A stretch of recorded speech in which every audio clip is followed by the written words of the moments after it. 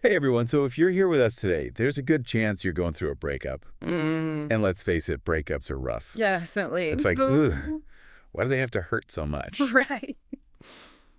So, to help us all get through this, you sent in a few things for us to really dig into. Okay. There's that 8 Ways to Feel Better After a Breakup article. That was from Very Well Mind. Yeah.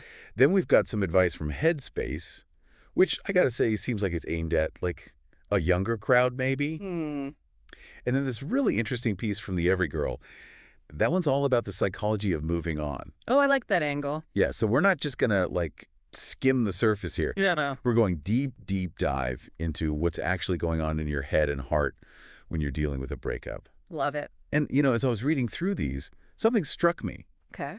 Both that 8 Ways article and even the psychologist they quoted in the Every Girl, they both say the same thing. What's that? You got to let yourself be sad. Interesting. No pushing it down. No pretending you're fine. Which, let's be honest, is what we all want to do. Totally. Like, fast forward to the part where I'm happy again, please. Exactly. But it's like, why is that so important? Like, what's the science behind that? Well, that's where the Headspace stuff comes in. Okay. They were talking about how breakups are kind of like drug withdrawal. Oh. Same parts of the brain light up and everything. Something, maybe suppressing the sadness is like denying yourself the medicine you need. I like that analogy. You need to go through the withdrawal to actually heal. Right. It's counterintuitive. It is. Because our instinct is to just, like, power through it. Fake it till you make it. Right. Exactly. But I think we all know deep down that doesn't really work long term. Nope. Those feelings come back to bite you. For sure. So, okay, we got to feel it to heal it. That's first hurdle. But then there's this whole closure thing. Oh, yeah. Every article mentioned it, but in such different ways. Like, well, Very Well Mind. They had the classic, write a letter you'll never send advice. oh, yeah. Everyone's done that at some point. Right. But is that really closure? Or just like venting? Good question. And then Headspace, they went the opposite direction. Yeah. They said, don't try to get closure from your ex. It usually backfires, they said. Yeah, which makes sense when you think about it. You're already vulnerable, and then you're relying on the person who hurt you to make you feel better. Ugh, recipe for disaster. Right. But then, the Every Girl had this totally different take. Okay, I'm intrigued. They said sometimes closure is about realizing what the relationship gave you. Even though it's over. Yeah, like finding the silver linings. That's a tough one. When you're still hurting. Right. So how do we even begin to do that? Well, I think it starts with shifting our focus. Like, instead of dwelling on what we've lost, Okay. we try to see what we gained from the relationship. Easier said than done, though. Oh, absolutely. Yeah. It's not about pretending it wasn't painful or that you don't miss them. Right. It's more about recognizing that even though it ended, it still shaped you in some way. Okay, I'm kind of getting it. Like, maybe you learned something about yourself that you wouldn't have otherwise. Oh, like what you don't want in a partner. Exactly. That's valuable information for the future. It is. It's just hard to see that when you're, like, in the thick of it. For sure, for sure. And this actually ties into another point that Every Girl made. What's that? They talked about how sometimes it's not even the person you miss the most. Oh, this is interesting. It's missing who you were in that relationship. Oh, okay. Elaborate on that. So, like, we all have different sides to ourselves, right? Yeah. And certain people bring out certain sides. I get it. Like, I'm not the same around my friends as I am with my family. Exactly. So when a relationship ends, you're not just losing that person. You're losing that version of yourself. Right. And that's a whole other layer of grief. Wow, that's never thought of it like that. It's deep stuff. And that's why I think that advice from Headspace about rebounds, Don't jump into a new one right away yeah, it makes even more sense now. because you're trying to find that old self again, but with someone new. Exactly. It's a Band-Aid solution. Like, it might feel good temporarily, but It's not addressing the root of the problem. which is grieving an identity almost. Yeah, and they actually cited a study in the Every Girl Huh? showed that breakups, they literally affect our sense of self in the brain. Whoa, for real. Yeah, it's like an identity crisis almost. So our brains are rewiring themselves after a breakup. In a way, yeah, which explains why it's so disorienting. Like, who am I now? Exactly, you're figuring that out. No wonder it takes time. Yeah, and patience. Okay, so we're grieving, we're confused, and then Oh, our brains decide to play tricks on us. good old nostalgia trap. Both Yeah. Every Girl and Headspace mention this. That tendency to idealize the ex. Like, all of a sudden, they're perfect. Right, even if they were like the opposite when you were together. It's crazy how that happens.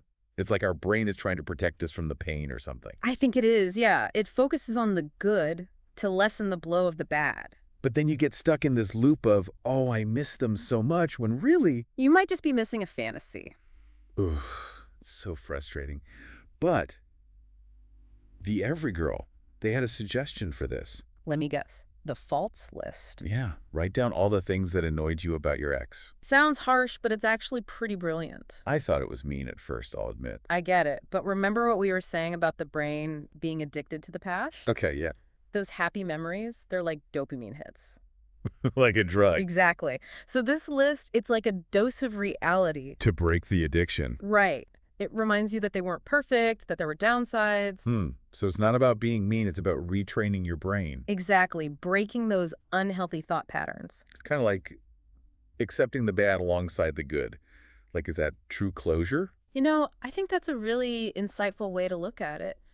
Closure isn't about erasing the past, It's about seeing the whole picture. flaws and all, and realizing that it's okay for the story to end. Even if it doesn't feel good right now. Right. You're allowed to feel sad about it ending. But also acknowledge that it wasn't perfect. Yeah, and that you're capable of moving on and writing a new story. So we've talked about feeling our feelings, finding closure, and now, very well, mine had a lot to say about self-care. Oh, yeah. That was a big part of their advice. Some of it was pretty standard, like take a bubble bath, The classic self-care stuff. But then they had some less obvious suggestions. Like what?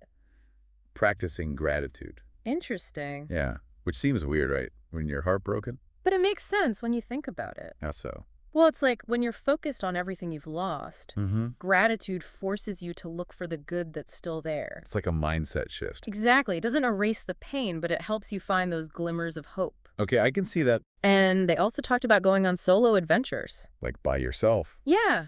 Doing things that you enjoy on your terms. I think I'd be too scared to do that, honestly. I get it. It can feel daunting. Like, what if I feel lonely? But that's part of the point. Okay. It's about proving to yourself that you can enjoy life without needing someone else there. Building that independence. Exactly. It's a powerful way to rebuild your sense of self. So gratitude for the internal stuff, adventures for the external. And then they had this more practical suggestion, What's that? establishing routines. Like schedules and stuff. Seems kind of boring. I know, right? But there's a reason for it. Okay. When you're going through a breakup, everything feels chaotic. Yeah.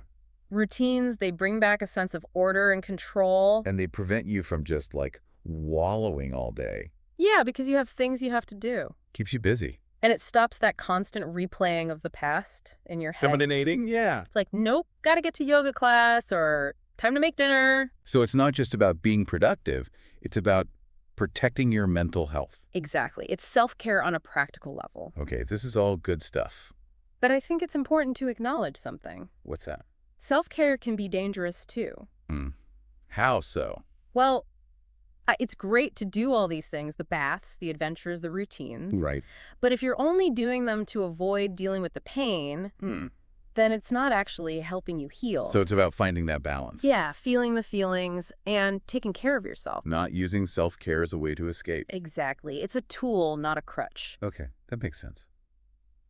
So much to think about. It is a lot, but remember, everyone's journey is different. Right. There's no right or wrong way to heal as long as you're moving forward. And being kind to ourselves along the way. Definitely. I feel like we've been on this emotional roller coaster, haven't we? We have. From the brain science to the practical tips, it's been a lot to process. But I think it's safe to say we've gone way deeper than just get over it, right? Right. Oh, for sure. If you're listening to this, you're not just getting advice. You're understanding the mechanics of breakup recovery. That's the goal, right? Empowerment through knowledge. Exactly. And, very well mind, they kept saying breakups are a growth opportunity. That's an interesting way to look at it. It is. But, what does that even mean when you're in the middle of it all? Right, because it doesn't feel like an opportunity when you're hurting. Nope. So what's one specific area that maybe our listener can't see yet, but this breakup could actually help them grow in? Well, I think it goes back to all that talk about unmet needs. Oh, right, from those earlier articles. Yeah, the relationship didn't fulfill certain things, so now there's this space. Empty space. Yeah, but empty space can be good. It's a chance to figure out how to fill it yourself. So instead of relying on someone else, Exactly. It's about becoming more self-sufficient. like independent. Yeah. Maybe this is the push you needed to, I don't know, learn that new skill you've always wanted to. Or finally take that solo trip. See, growth. Or maybe it's about getting better at communicating what you need in a relationship. So the next one is healthier. Right, because you've learned from this experience. It's almost like the breakup was painful, but necessary. Sometimes those are the best lessons, unfortunately. So to our listener out there, going through it right now, Hmm. I know it hurts, but try to remember, this isn't the end of your story. It's a new beginning, even if it's hard to see right now. And who knows, maybe this is the start of the best chapter yet. Absolutely. You've got this. And hey, if you want to deep dive into any of this further, you know where to find us. Always happy to chat. Until next time, take care of yourselves. Hmm. You're stronger than you think, and brighter days are ahead.